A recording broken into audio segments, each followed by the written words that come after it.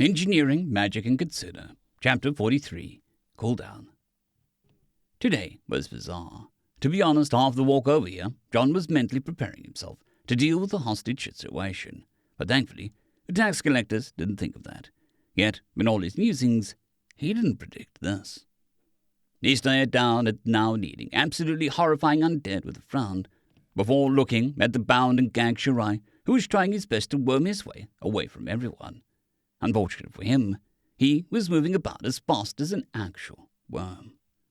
Drifting up, his eyes rested on the undead, who he was pretty sure was only a monster before now, but this only made sense now that he thought of it. He should have guessed after his first visit to the village. Why would a weapon flinch away from lightning? There was no need to give one the fear required for self-preservation beyond what was needed to win a fight with minimal damage. "Would you mind giving me a second with my ally to discuss this?" John asked. The creature gave him a bow, a few horrid-smelling juices spilling from them onto the floor, before grabbing the squirming HFY by one of his feet. Swiftly, it dragged him back and erased whatever progress he may have made as the captured officer made various noises of disagreement, muffled through a gag. "Thank you," he responded. Gently, he brushed Kookie's hand with his own as he turned around to leave the room. "We will be back in a moment," she echoed, following him out and sliding the door shut behind them. John turned to talk, but the Kitsune shook her head, pointing further away, by the far wall. With a nod, he made more distance, so they were further away, by a window looking out the back.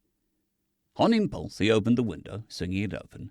Below was a large hot spring, which took up most of the space in the walled back lot, divided in two by a fence sitting atop a stone barrier, likely into a men's and women's sections.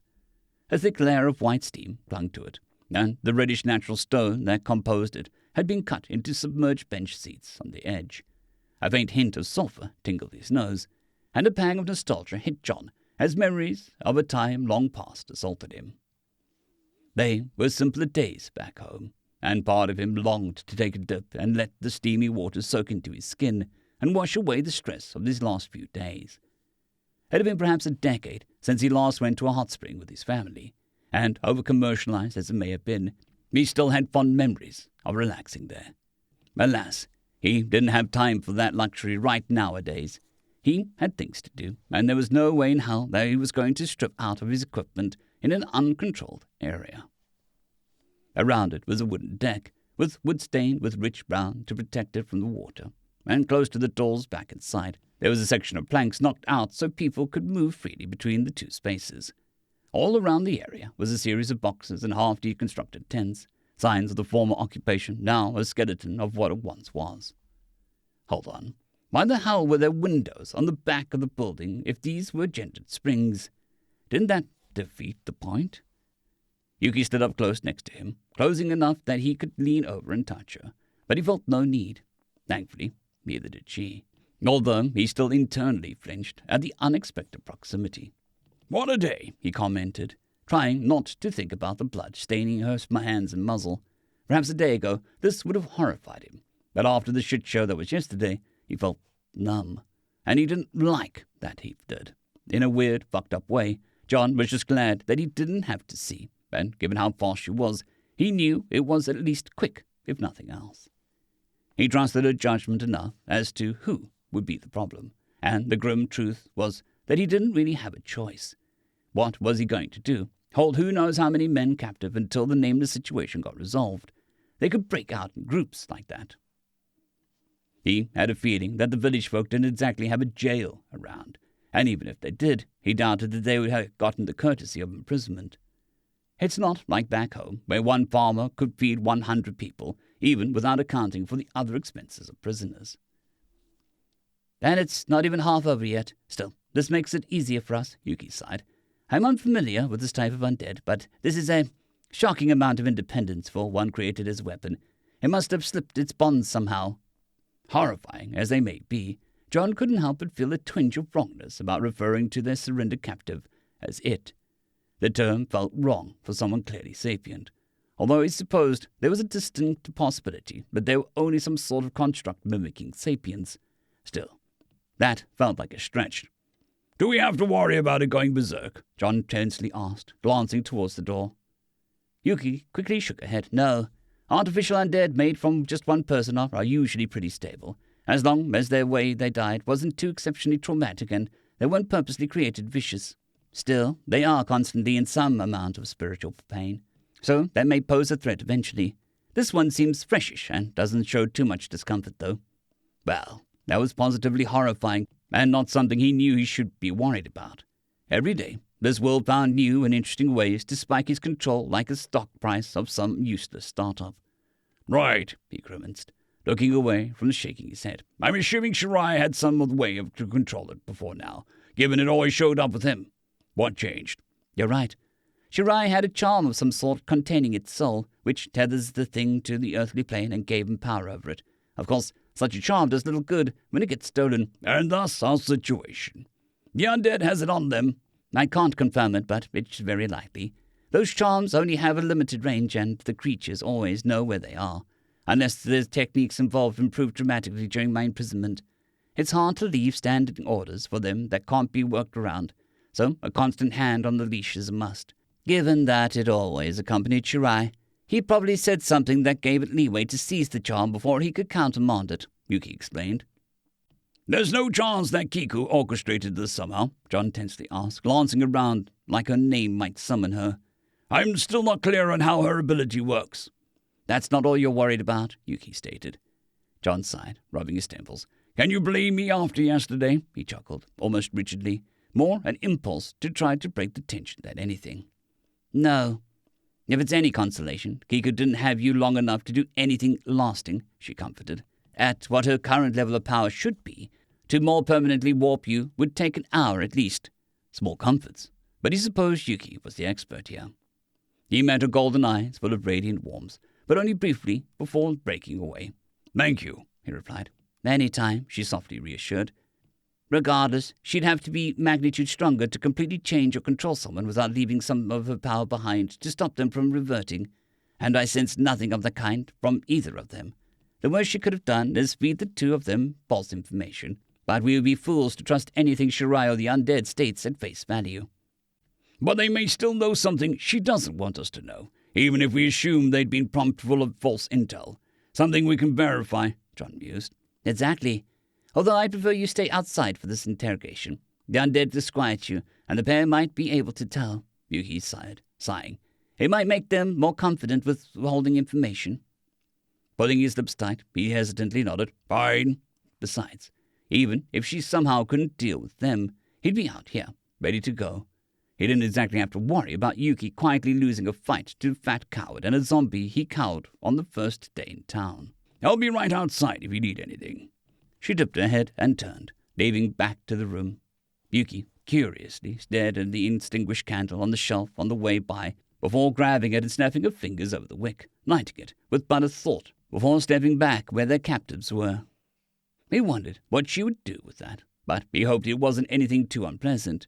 The undead, which he didn't know the name or proper title of, already looked too similar to multicolored melted wax for his taste. For a moment, he stared at the sliding paper door. They were pretty thin.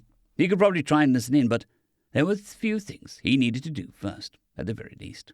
Besides, he had a feeling that it would do his mental health no good to listen to how Yuki got information out of the others when he wasn't there. Torture was ineffective and just got people to tell you whatever they thought you needed to hear, even if it wasn't true. He knew that.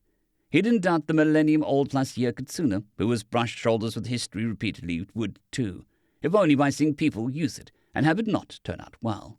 Still, she must have had her ways, and he wasn't quite emotionally ready to see what they may be. Mind control was probably off the table, even if Yuki could do it. But something about the idea of listening in while Yuki played someone like a fiddle scared him, as if he might recognize some of the steps of the dance. What was Kiku's ability beyond mind-altering effects, anyhow? As he pondered, he walked over to the far side of the building and slid a window open to check on his prisoners. 1, 2, 3. John counted the lot of them, satisfied that their entire dozen was still there and in nominally good health, at least. One had taken a pretty good conk on the noggin when he was levitated out in all his flailing, but he seemed to be walking around, and one had twisted ankle, which John was pretty sure was pre-existing, looking at how he hobbled on it when Yuki sent him over. He tried not to think too much about how many people there could have been on that roof, if only he had already figured out a proper non-lethal solutions. Sighing, he looked over their number.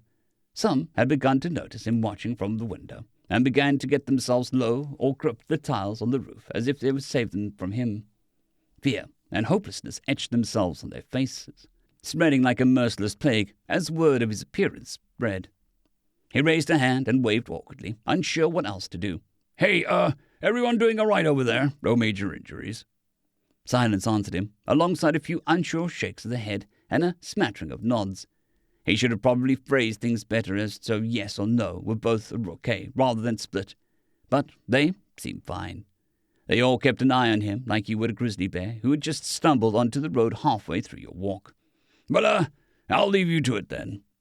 A flash of blue and black caught his attention, and he glanced down, revealing, thankfully, Rin, who was still faithfully patrolling around the property. Hey there, Rin. She leapt back like a startled cat, blade drawn with a cackling blue lightning as she pirouetted through the air with incredible precision, landing in a low, wide stance with her left hand on the ground and her blade held in her right, the sharpened edge of the curious blue steel glinting in the sunlight, despite how cloudy it was out. The second she saw him, though, a faint bluish bloom on her face, and she quickly straightened herself, resheathing her sword and bowing. "Sensei John," she called. "The building's clear. You can stop patrolling now," he said, shrugging. Glancing down the street, he saw some of Yashiro's men holding the perimeter in the distance. Honestly, he had almost forgotten about them. "Mind telling them that it's clear, too?" A beat passed. "Oh, and make sure they don't do anything about the men on the roof," he hurriedly added. "We have to talk to them later." Fuck. What was he even going to do with the men he had captured? He couldn't feed and take care of that many people, and the town sure as shit wouldn't. Hell, they'd be lucky if they made it through the day. Maybe he could convince the militia to press the men into service against the Nameless, at least for the time. They probably needed all hands they could get, and if they split the men up so they couldn't plot, they'd provide at least some bit of extra force. "By the way, Sensei," she excitedly answered before speeding down the street at a pace that made the nervous men forming in cordon jolt. It was probably fine. Heading inside, he levitated a rolled-up futon from where it was awkwardly crammed into one of the makeshift barricades lining the halls, and plopped himself down with a sigh. Taking a moment, he pulled off his backpack and rustled through the container before withdrawing a sealed package and a water skin.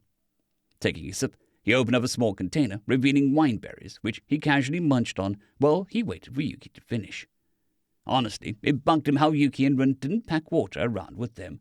Maybe the yokai and unbound biologies allowed them to go far longer before it became a problem, especially Yuki, given the centuries plus of imprisonment. Suddenly, the sound of faint clattering drew his attention from the window. Groaning, he got back up, heading back over to check on his prisoners. This better not be an escape attempt. The only warning he got was, "Hi!" before Rin hopped up and barreled through the open window, like a deranged blue jay, shouting out something that sounded pretty fucking close to a war cry. "Holy shit!" John swore, jolting and jumping out of the way like a startled cat. She flew through the air, doing a frankly excessive amount of front flips as if she was an Olympic diver, before landing on her knees with a loud, painfully sounding thunk. Already in a bowing position. "Sensei, the militia has been informed," she loudly proclaimed, head against the floor. Hell, she even managed to spin to face him. Not for the first time. He wondered what the hell was wrong with this woman, and it took him a minute to gather his words. "Thank you, Rin," he replied, tone carefully controlled as not to betray the deep exasperation immediately setting in. "That entrance was very impressive." "Thank you. I first managed it about 3 decades ago, and I've been practicing it since," she cheerfully replied. Wait a fucking minute. He did some mental math in his head. 3 decades. Even if Rin had been practicing it since she was preschool aged, that would have meant... A cold dread seized his chest, and his lips pulled tight as he stared into the distance. Rin was older than him. How the hell was she still like this? He thought she was, early 20s at most. But even if she got juiced up as a small kid and started learning that at 5, that would place her at around solid 35. Hell, if he got a bit less conservative and say started at 18, that would put her at 48. No, he refused. There was no universe in which someone a decade and a half his senior was like this, calling him sensei and picking fights with strangers in restaurants. He, academically, knew that Unbound lived longer than normal people, especially as they got more powerful. That's what the tomes said. But he expected it to be something like they'd be 100, but look 80. Not this. This was a violation or something. He just wasn't sure what. Good sense, maybe? He hated it here. "Sensei John, are you all right?" she asked, snapping him from his 1,000-yard stare. Looking up at him was Run, who was now kneeling, curiously looking up at him with her hands politely folded on her lap. He took a moment to gather his thoughts. "Yeah, thank you, Run. Yuki is interrogating Shirai right now." He nodded towards the room where the questioning was taking place. "Don't know how long it'll be, though. Berries?" At that, John held out a container with wine berries.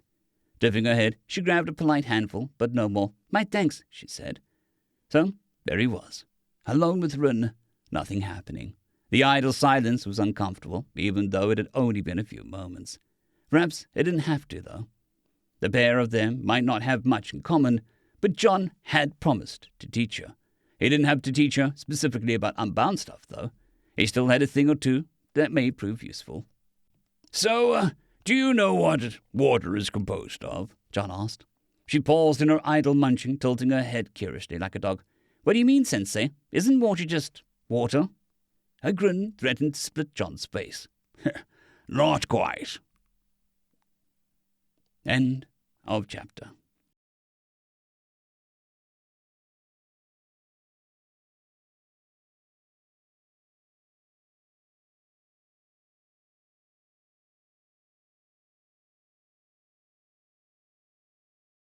I'd quickly like to thank our Tier 5 channel members, Caspar Arnholt, John Creighton, Manatharia, 050, Dragzoon WRE, and Elijah Silvercross. Thank you very much.